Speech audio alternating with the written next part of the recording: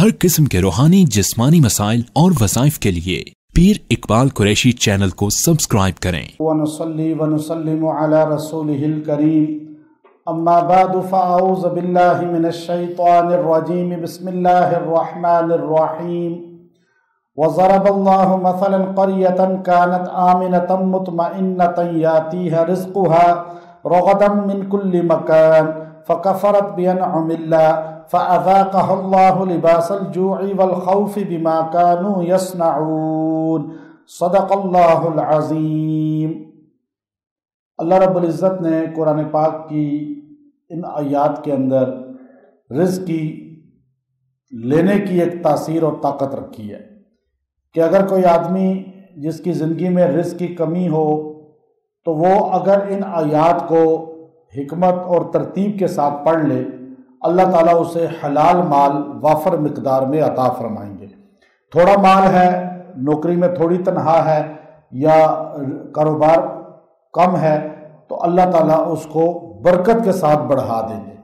ہمارے لوگوں کے اکثر ذہن ہوتا ہے کہ زیادہ کثرت ہونا جو ہے اسے برکت کہا جاتا ہے۔ ایسا نہیں ہے، زیادہ ہونا برکت نہیں ہے، تھوڑا پورا ہو جانا یہ اصل میں برکت کہلاتا ہے۔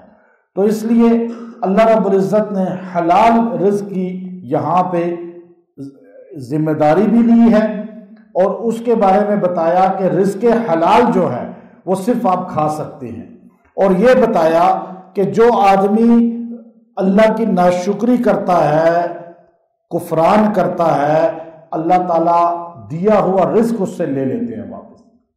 آج آپ دیکھیے گھروں میں بے برکتی کیوں ہے۔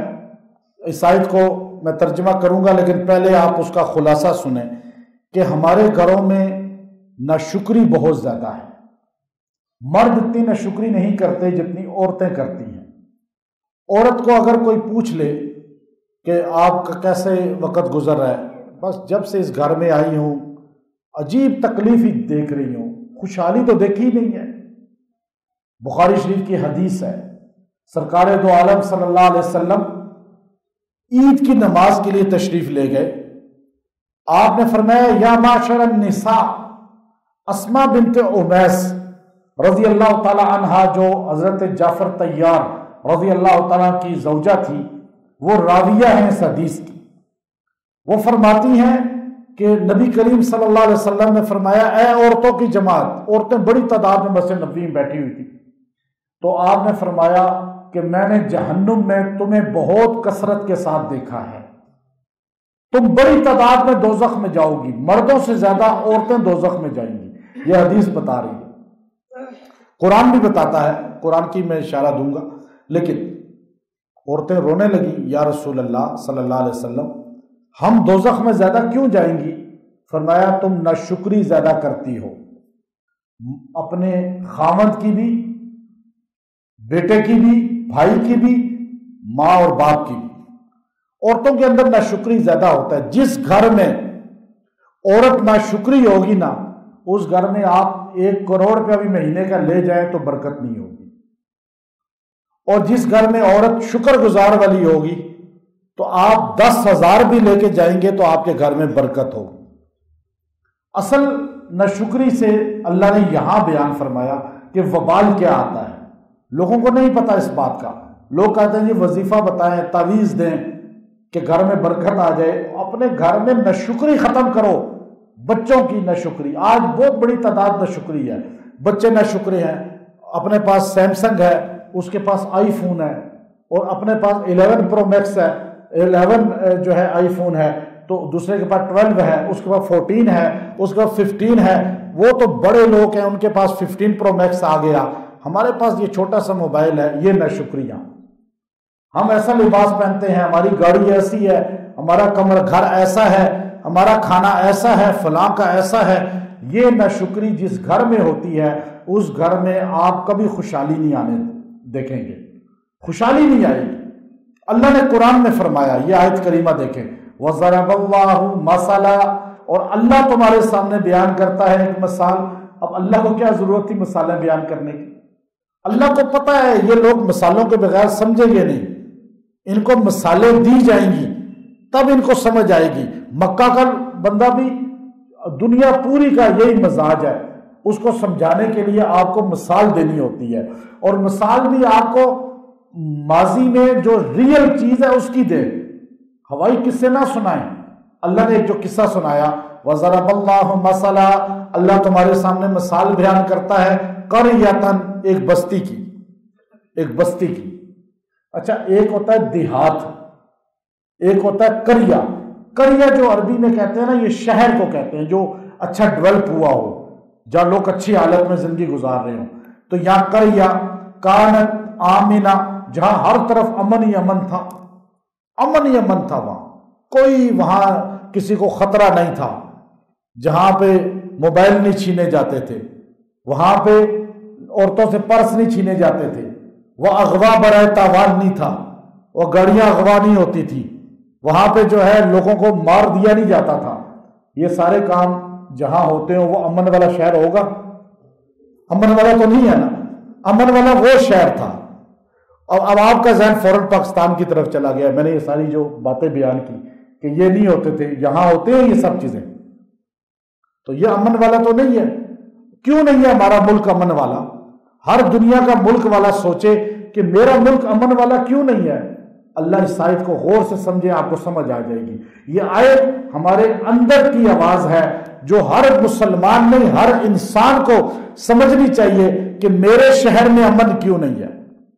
دنیا کا کوئی ملک بھی ہے، وہاں امن کیوں نہیں ہے؟ اب بتایا اللہ نے، آمینہ، وہ امن ہی امن تھا، مطمئنہ، لوگ بڑے اطمینان کی زندگی گزار رہے تھے، خوشحالی کی زندگی تھی، ہر بندہ بزنس میں لگا ہوا تھا، اچھے کمانے میں لگا ہوا تھا، پڑھنے پڑھانے میں لگا ہوا تھا، زندگی گزر رہی تھی امن کے ساتھ اور اطمینان کے ساتھ۔ آپ نے کبھی اپنے ہوش میں دو چیزیں دیکھی ہیں اس ملک میں؟ اب آپ پر حیران اس لیے ہے نا کہ میں نے دیکھا نہیں ہے۔ آمینہ مطمئنہ، انشاءاللہ دیکھیں گے کب؟ جب اگلے آیت کے حصے پہ عمل ہوگا، ہمارے حکمران عمل کریں گے، ملک امن آمینہ مطمئنہ بن جائے گا۔ ہمارے عدلیہ کو، ہمارے اداروں کو، ہمارے سیاستدانوں کو، ہماری عوام کو، ہر بچے کو، مرد عورت کو یہ آیت سمجھ آنی چاہیے۔ فرمایا آمینۃ مطمئنہ یاتیہا رزقہا، آ رہا تھا وہاں پہ رزق، یاتیہا رزقہا، رزق آ رہا تھا۔ رزق خالی روٹی نہیں ہے، کپڑا نہیں ہے، ہر ضرورت کی زندگی ہے۔ اب پیٹرول ہے، بجلی ہے، گیس ہے، آج میں آپ کو سمجھانے کے لیے بتا رہا ہوں یہ سب چیزیں، پھر ڈالر، پھر آپ دیگر چیزیں دیکھیں، آٹا، گھی، یہ سب چیزیں آج سے 20 25 سال 30 سال 40 سال پیچھے چلے جائیں، یہ امن کے ساتھ تھا۔ لیکن آج کیوں نہیں ہے؟ آج دنیا کیوں ساری کی ساری رو رہی ہے؟ اللہ فرماتے ہیں ان کے پاس بھی، میں تمہیں اس کی مثال بیان کر رہا ہوں کہ جن کے پاس امن بھی تھا، اطمینان بھی تھا، رزق بھی تھا، ہر طرف سے آ رہا تھا۔ یہ نہیں کہ خالی ایک طرف سے، ان کے پاس کوئی ایک اکانومی میں چیز تھی جس سے وہ کما رہے تھے، جیسے موٹر وے سے پیسہ کما رہے ہیں، نہیں، ہر چیز سے اللہ انہیں برکت دے رہا تھا۔ پی آئی اے بھی صحیح چل رہا تھا، جیسے مثال دے رہا ہوں، پی آئی اے اسٹیل مل بھی صحیح چل رہی تھی، آپ کا سارا نظام ٹھیک تھا۔ یاتیہا رزقہا، ہر طرف سے رزق آ رہا تھا اور اکانومی بہترین مضبوط تھی۔ فرمایا رغدم من کل مکان، رغدم من کل مکان، ہر طرف سے رزق ان کے اوپر بارش کی طرح برستا تھا، خوشحال تھے، مطمئن تھے، امن میں تھے۔ فرمایا اچانک کیا ہوا؟ جب پیسہ آتا ہے تو انسان سرکش بن جاتا ہے، انسان آوارہ بن جاتا ہے۔ کچھ لوگ شراب میں، کوئی لڑکیوں میں، کوئی ناچ گانے میں، کوئی اس طرح کے اور کاموں میں پڑ جاتے ہیں، وہ لوگ بھی ایسے ہی پڑ گئے اس طرح۔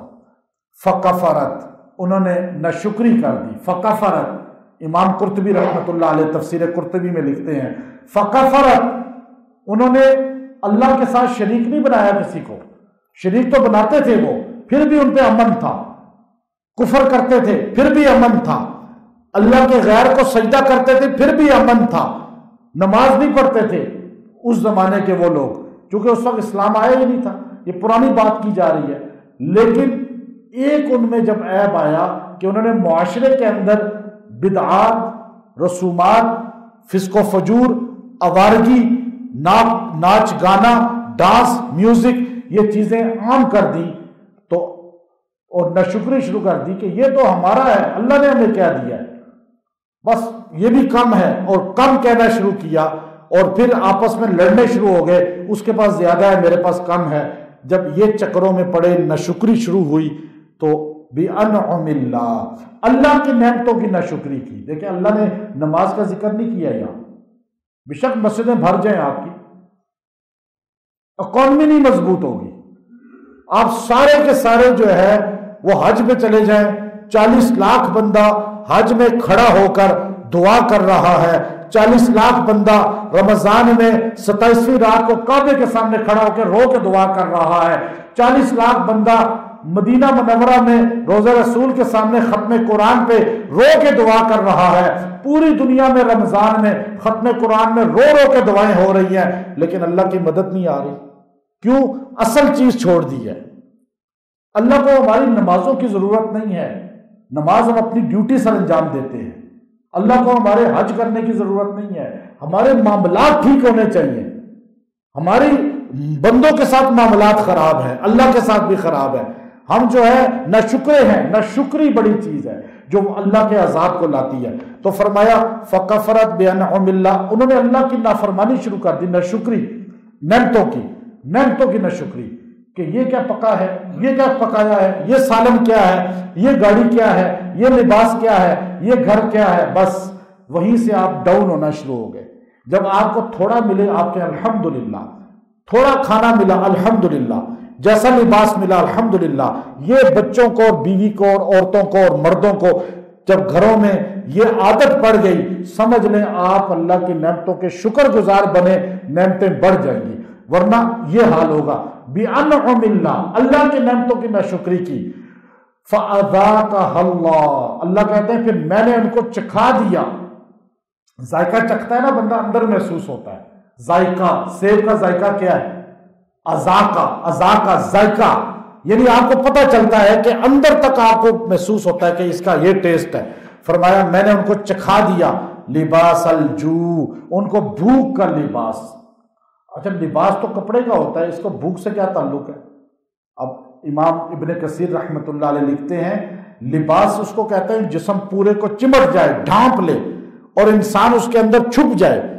اسی طرح ان پر اللہ نے بھوک کا لباس مسلط کر دیا، یعنی بھوک ہی بھوک تھی، خوشحالی ختم ہو گئی، یہ چھپ گئے بھوک کے اندر، ڈھانپے گئے، یعنی خوشحالی کہیں سے نظر نہیں آتی تھی۔ غربت، تنگدستی، افلاس، اور پھر والخوف، اور ڈر، خوف، جیسے آج ہمارے ہاں موجود ہے، خوف ہے، پیسے والا بھی خوف میں، غریب بھی خوف میں۔ اب فرمایا بما کانوا یصنعون، اس وجہ سے ہوا کہ جو تم کام کرتے تھے۔ کیا کام کرتے تھے؟ ناشکری کی وجہ سے۔ اب یا اللہ آپ اتنا ظلم کیوں کر رہے ہیں بندوں پہ؟ بندہ پوچھ سکتا ہے نا کہ ان کو اتنی نعمتیں دی تھیں، انہوں نے خالی ناشکری تو کی تھی، پھر آپ نے ان کو اتنا سخت عذاب کیوں دے دیا؟ اللہ کہتا ہے میں غفور الرحیم ہوں، میں ایسے عذاب نہیں دیتا۔ وجہ سنو اگلی آیت، وَلَقَدْ جَاءَهُمْ رَسُولٌ، میں نے ان کے پاس بہت سے رسول بھیجے، منہم، جو ان کی قوم میں سے تھے، اور وہ ان کو سمجھاتے تھے، ان کو کہتے تھے دیکھو اللہ کی ناشکری نہ کرو، یہ گناہ نہ کرو، یہ غلط کام نہ کرو۔ آج آپ کو ہر جگہ دعوت دینے والے، سمجھانے والے مسجدوں کے اندر ہر جگہ آپ کو ملتے ہی نہیں ملتے، معاشرہ نہیں سنتا، نہیں سن رہا۔ اللہ جب تک اس قوم کو نہیں عذاب دیتا جب تک اس کے اندر تبلیغ، دعوت کرنے والے آ نہ جائیں، اور دعوت حجت ہوتی ہے، اس کے بعد پکڑ لازم ہوتی ہے۔ اور جب آپ کو کوئی سمجھانے والا آ جائے نا اور آپ نہ سمجھیں، ہٹ درمی کریں، تو سمجھ لیں اب بہت سخت فَأَذَاقَ، پھر اب چکھنے والا کام ہوگا اللہ کی پکڑ کا۔ تو اللہ کہتا ہے میں نے اس کے اندر رسول بھیجے، انہی میں سے کوئی اجنبی نہیں تھے۔ فَكَذَّبُوهُ، رسولوں کو بھی جھٹلا دیا۔ فَأَخَذَهُمُ الْعَذَابُ، پھر میں نے ان پہ عذاب لایا۔ وَهُمْ ظَالِمُونَ، میں ظالم نہیں تھا، وہ ظالم تھے۔